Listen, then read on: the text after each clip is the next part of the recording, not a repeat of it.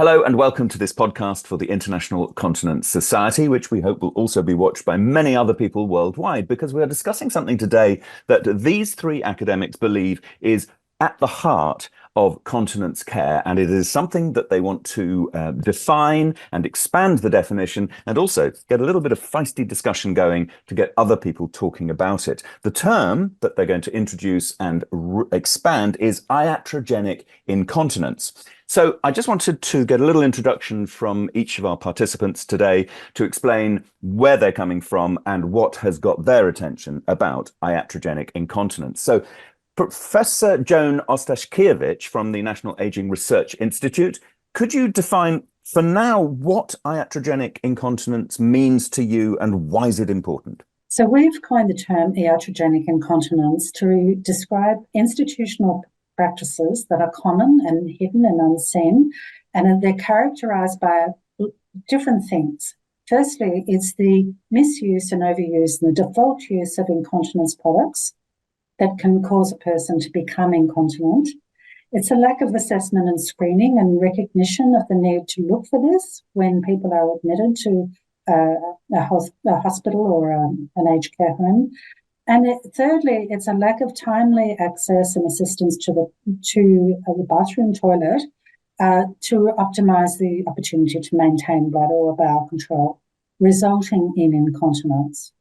And this is important because I think it speaks to our greatest fears, one of our greatest fears as humans, that as we age, that we will become dependent, and that the dependence will result in us becoming incontinent and maybe needing to go to a nursing home.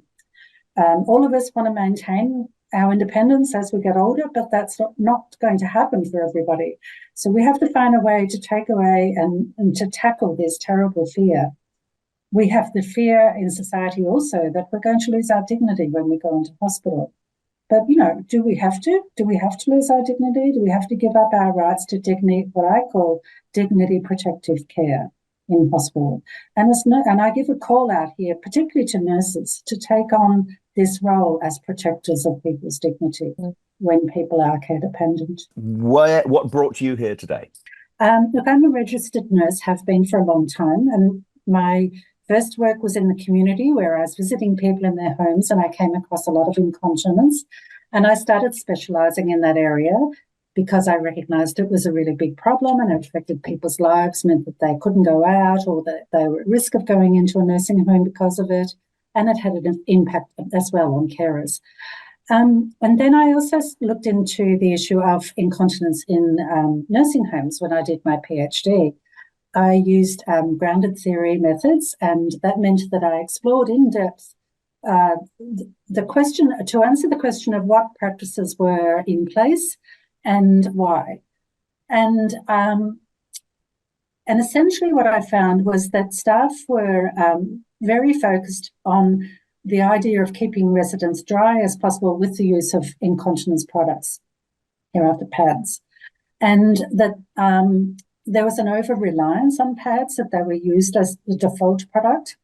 And although staff wanted to provide residents with assistance to go to the toilet, they really struggled to do that because they weren't sufficiently resourced. So residents were, I think, socialised into accepting being incontinent rather than going to the toilet. And I thought that was a really terrible thing, and that got reinforced because the education that they got on this topic was very limited, and often from pad manufacturers who, of course, have a vested interest in product. So when I looked further into why staff were promoting pads and using pads a lot, they said things to me like, we have to protect the dignity. And so they kind of equated dignity with the use of pads rather than a broader concept of dignity that comes from the resident themselves and the resident's understanding of dignity. So my work going forward has been to promote dignity in continence care and to promote practices that optimise continence for people and the right to go to a toilet. So as a basic human right.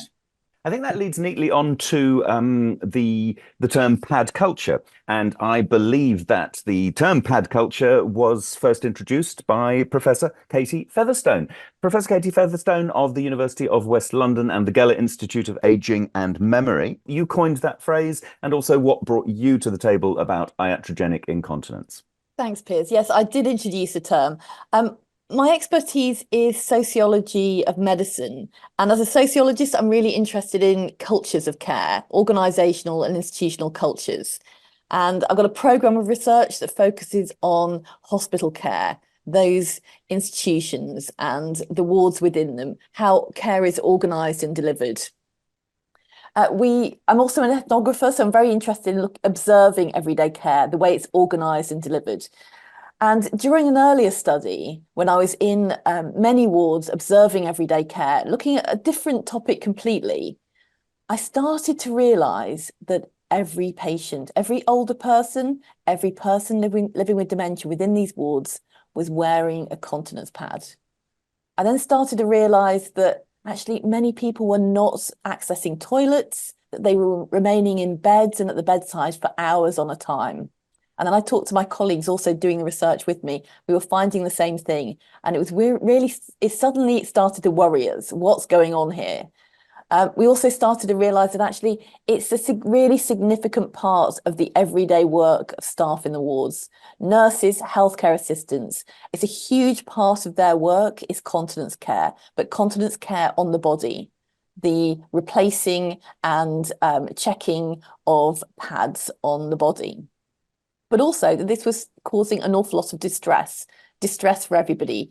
It caused a lot of distress in the people living with dementia and older people, but also it was distressing for staff as well. They found it a really heavy burden. So that really triggered us to go, we need to do a proper study on this. So my team and I did a detailed study funded by NIHR, the National Institute for Health and Social Care Research, in ordinary, everyday wards, average hospitals across England and Wales to really focus in on this phenomena. What is going on? What are the social processes? We know people are in pads, but we also know the really poor outcomes of people once they're in pads.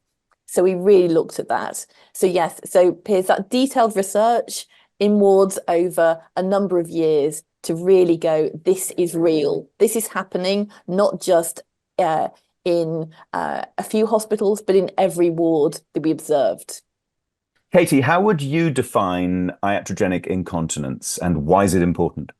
Well, in my work in hospital settings, I think what's really important is the iatrogenic impacts are the everyday organisation and delivery of care at the bedside.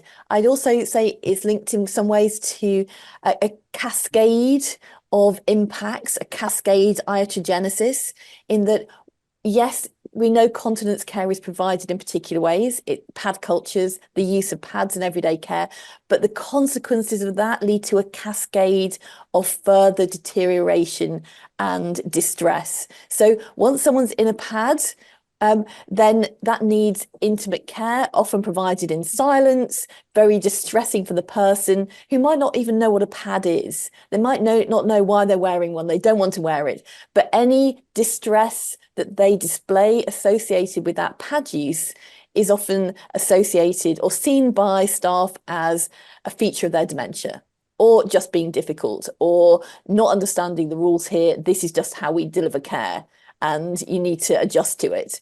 Katie, can I stop you? Can you just define pad culture for those who haven't heard it?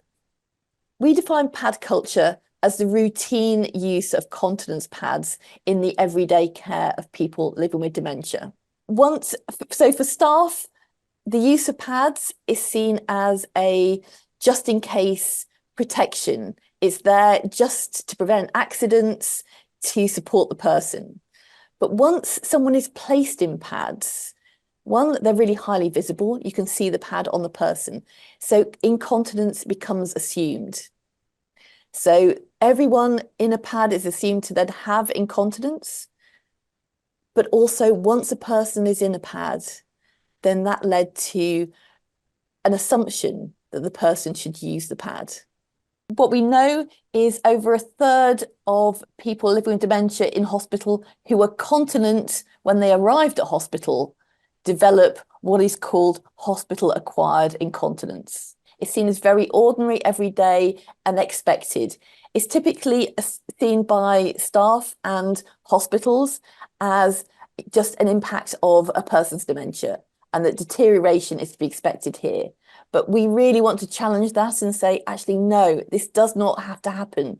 People living with dementia, older people who go into our hospitals, they should be treated and leaving hospital in a better state than they arrived. They really should be going home and, in a better state, but actually what we know is a significant deterioration, and continence is a key part of that. It's such a key marker for distress, for leading to crisis, but also institutionalization. Absolutely. So pad culture, as you're saying, is an integral part of many hospital care cultures, and it's part of a sort of wider culture, which is an excellent segue into the work of Dr. Tiina Väittänen of Tampere University and the PAD project. So you are looking at the cultural impact, and I believe also the wider sociological and indeed ecological impacts of PAD culture. Can you give us a brief overview of what brings you to this table? Yeah. So I'm a political economist and care ethicist, sort of a generalist social scientist. And over the past 5 years, I've been developing holistically sustainable continence care, which refers to socially, economically, and ecologically sustainable continence care. And the sort of at the heart of the project is first of all, the understanding that continence is actually something that applies to and sort of orchestrates the everyday lives of every single human being every single day from the moment of birth to death. So continence is actually something that is very, very fundamental to our everyday lives. And that then means that the management of continence has massive societal, economic, and ecological impacts. And the ecological impacts actually are really, really big, coming out from when incontinence is not prevented, when it is not treated, when it is not properly assessed, and when the continence management technologies are not used in the way they should be, when incontinence cannot be cured, that produces immense amounts of waste in every single society. And it's known, for instance, that in OECD countries alone, incontinence pads make 5% of municipal waste. And it's also a waste stream that is kind of goes under the radar in sort of sustainable healthcare research. So because of the stigma and because it's understood that it's something that has to do with old people or persons with disabilities and so on and so forth. So this term iatrogenic incontinence, in the way that we use it, there is something that it provides in one term an opening to the wider societal, economic, and ecological impacts of incontinence that doesn't have to happen. Incontinence that is produced by systematically bad care practices that are really prevalent in the entire health system. And if we intervene, that will have immense impacts on public health economy. Tiina, could you define for you right now, how would you define iatrogenic incontinence and why is it important? Iatrogenic incontinence for me is incontinence that doesn't have to happen. It is incontinence that is produced by bad or somehow unsuccessful practices of care. Of course, it can be a surgical injury or produced by the use of particular drug or something like that. But in addition, it's also something that can be used by can be called incontinence that is caused by inadequate practices of care. And although we've been talking about old age care in this podcast, but of course we can widen this concept to postpartum incontinence, for instance. Are our health systems actually putting enough effort to prevent incontinence caused by childbirth? It is important because, first of all, iatrogenic incontinence is harm that is produced by the health system, and it is harm that stays with the person for a on a very intimate level, it's hugely stigmatizing harm. And not only on the individual level, it impacts the person's in the household's economy, but it has a massive impact on the national health system's public economy as well. It has an impact on actually on working life. So the economic impacts come not only through the additional health care costs that come with incontinence, but it actually for working age people, it may prevent people from going to work. So I think the picture all three of you painted is a problem that is worldwide and planetary in its impacts, and also right down to the personal. It's our mums, it's our dads, it's our uncles, it's gonna be us one day. So the stakes couldn't be higher. Now, I'm a generalist. I have a degree in human sciences from Oxford University, and they would be very annoyed with me if I didn't do the very basic level of research, even though I'm not a specialist in your area. So I've Googled the term iatrogenic incontinence, and I understand it has been used, it is being used, but in quite a narrow way about incontinence that happens because of a drug that went wrong, a procedure that went wrong. What is it that you want to expand about that definition? Professor Joan Ostashkiewicz first. The quality and safety organizations have actually picked up this term iatrogenesis to refer to more broader issues that can happen when a person accesses health or aged care.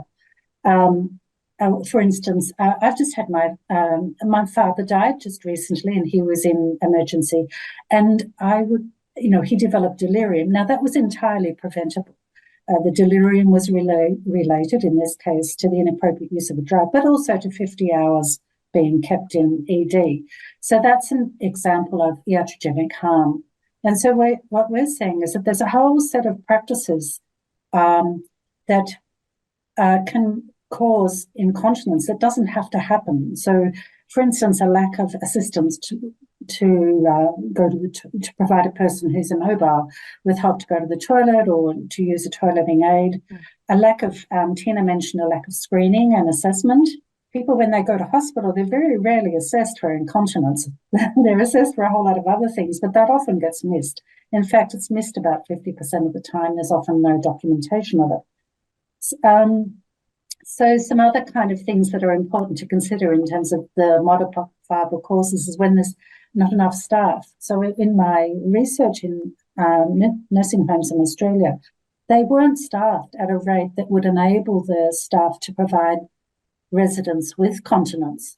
And there's been research done in the US by Schnelly et al., who looked at the difference between the cost involved in toileting somebody vis-a-vis putting a pad on. And of course, it's much quicker and cheaper to put a pad on and doesn't take so many resources. So there's some structural things that are built in that need to be tackled, and also the social and physical environment that presumes incontinence. You've defined something that is big, bad, and ugly. And who's the enemy? It's not the nursing staff, is it? Katie? Absolutely, Piers. In all of our research, we talked a lot to ward staff as they were doing these, performing pad cultures. They all talked about continence care within the ward setting as a heavy burden, hard work they didn't want to do. They also recognised it wasn't high quality care. It wasn't the high quality care they wanted to give to their patients, people living with dementia, older people in those wards. But they also felt they could not work in any other way, that it just was not possible, that it would not be supported, that it was just too big a shift. It was too much to take on or try and take on. But also they felt very limited in that was all that they could do, very powerless in that context. Institutionally, in all the hospitals that we visited and spent time in, we felt that there was no sense in any of these hospitals, these trusts, that they recognised continence care had value, that it was a significant part of the work of the staff were doing in the hospitals, and it was absolutely invisible within these organisations. So there was no connection between, yes, all these pads are coming into the building, they're coming into these wards, the 30,000, 40,000 pads a year used by all of these wards. they were coming in, but there was no connection that actually that might have an impact on their patients, that it might have an impact on care quality, that it might have an impact on their staff and their staff well-being and the care that their staff are able to deliver. People in charge of hospitals, leadership in hospitals, they really need to know about this and take continence care within their institutions very seriously. The environmental impact doesn't only come from the waste. The end-of-life impact of incontinence pads counts about 10 to 40% of the overall environmental impact, which means that 60 to 90% of the environmental impact comes from the extraction of raw materials and the production processes, logistics, and so on and so forth. So it's easy for us to imagine the mountains of pad waste, but those mountains of pad waste actually only account for 10 to 40% of the overall environmental impact. These are also products that people who live with incontinence actually do need for their dignified life. So it's not just that we say that, okay, let's just not produce them, because that would be such an ableist environmentalist thing to do, because there are actual needs for these products as well. So the way to tackle these waste streams, as well as the production streams, as well as the extraction of raw materials, is to prevent incontinence when it's possible, attend to continence health of the entire population, assess and diagnose incontinence so that it can be treated when treatment options are available. And for God's sake, do not reduce incontinence systematically in the health system. Katie's concept of pad cultures is really, really, really important, and it points to the structural problems. So let's look at it positively. Who do we hope is watching us right now? And if they aren't watching us right now, who do we hope that our watchers and listeners will pass us on to? Perhaps I could start with you, Joan. Who's your ideal audience? Who you could put this and then address them directly? Who's the ideal person that you could address this to? Maybe not name them, but their position in the World Health Organization, the United Nations, governments, politicians, wherever they are. Who are they, and what would you tell them, looking directly down the barrel of the camera? This is a positive news story. You can change something for the better, and you have to change it. So starting with Joan. So for me, the key organization is the World Health Organization, who needs to get behind this and build on fabulous work that they've done to promote the rights of people to access toilets. But I think we also need to really direct much more attention and funding to the science of care, the science of continence care. How can we do it better? The staff wanted to do a good job, but they were really under the pump. They were making compromises. They had, they had workarounds, ways to get around a problem. They kind of worked with what they had, but they shouldn't have to do that. They shouldn't feel ethically constrained to deliver the best possible care. So my call is to really those colleagues of mine who do have the focus on cure. That's really important, but let's also direct funding from research to the science of continence care. To you, Katie, the same question. Who do you hope is watching this? And if they aren't, who do you want this podcast passed on to? I think for this audience, I think Joan is spot on, and that we need our nursing and clinical colleagues, communities, those doing research in the area of continence and incontinence to really get behind us and increase the focus on care. Our pad culture story is a tiny piece of research, but it's powerful. You've had some success with your, the little study that could. You've had some success in getting some doors open in parliamentary groups and all the rest of it. Addressing again the people watching this, how did you do it? And how can they do a similar thing to break down doors and get in front of politicians? How did you do it? What effects are you having? Selling the story of pad cultures to the media was quite difficult. They all went, "Ooh, Katie, we can't do that. We can't have continence on breakfast TV. I'm really sorry, we can't go there." That's a difficult topic. But once I talked to them about how important this is for dignity, for the silencing, the stigmatization of this, they went, "Oh, you're right. This is really, really important story. Let's do it." So I did have to do a bit of a hard sell. But so once you have that, once you have those respected news outlets taking the research seriously, then actually that opens doors. It changes the gravity. I'm no longer going, listen to me, hear about my research. They start asking me to come.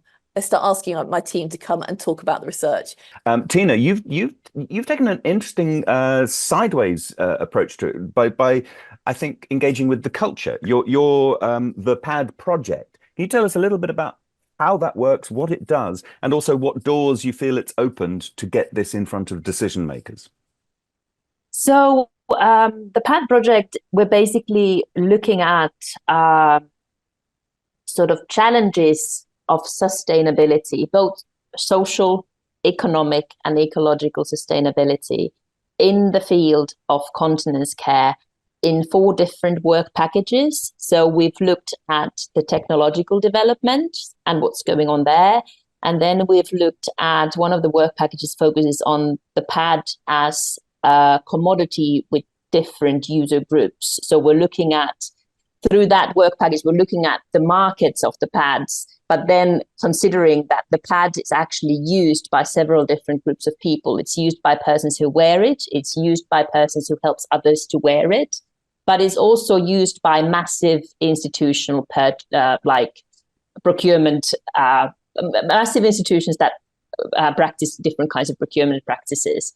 And then we're looking at the PAD as a site of inequality and a privilege to use. So often basically in the popular culture or in any sort of news stories, anywhere where you usually hear the term incontinence pads, it's usually in the context of scandals. And it's usually in the context of this kind of scandals which talk about bad care and aging in a way like, oh my God, I don't want to grow old because I just end up lying in bed in my pads. So now, I mean, we come from Finland, UK, and Australia. So of course, now when we're talking about iatrogenic incontinence, it's a very specific type of rather privileged talk, actually, when you think about health systems. So on the sort of global scale, there are massive amount of people in the sort of majority world, in the lower and middle income countries, who live with incontinence and they don't have access to any kinds of products. So in one of the work packages, we're also looking at a little bit of these inequalities and looking at humanitarian situations and so on and so forth. And in the 4th work package, we're looking at the environment and waste. One of the really important points to make here, and it picks up on why it is that there's been such a reaction, I think, to the PAD project, apart from the fact that it's probably done extraordinarily well. Incontinence goes to people's deepest fears about aging and dependence. And so people don't talk about that because it is such a deep-seated fear. And, you know, we all know people in our families who have that terrible fear. My father certainly rejected anything to do with being dependent. You know, when people go into hospital, they're treated for acute illnesses, and there's almost, it's not said, but there's an unspoken assumption that you have to leave your dignity at the door. Yeah. Do you? You know, why do we have to leave dignity at the door?